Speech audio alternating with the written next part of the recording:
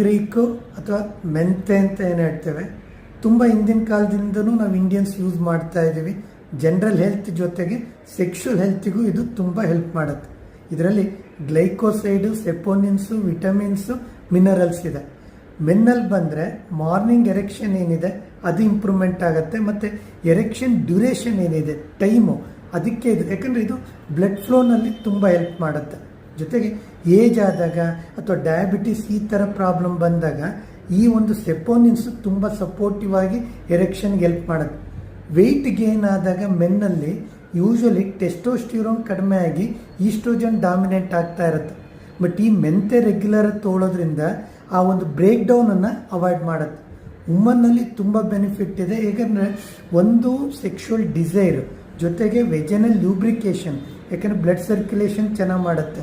ಜೊತೆಗೆ lactation period after delivery ಒಂದು milk ಪ್ರೊಡಕ್ಷನ್ಗೆ help ಮಾಡುತ್ತೆ.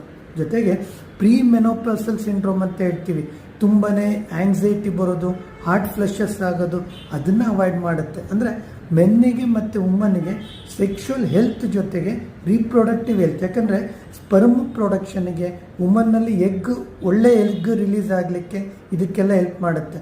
ಯಾವ ರೀತಿ ತೊಗೋಬೇಕು, ಒಂದು 250 600 ಗ್ರಾಮ್ ತನಕನೂ ತೊಗೋಬೋದು.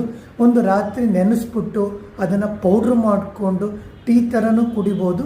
ಈಗ ಕೆಲವೊಂದು ಫಾರ್ಮಸ್ಯೂಟಿಕಲ್ ಕಂಪ್ನಿಯಿಂದ ಡೈರೆಕ್ಟ್ ಫೆನುಗ್ರೀಕು ಸಹ ಸಿಗುತ್ತೆ, ಅದನ್ನು ತೊಗೋಬೋದು.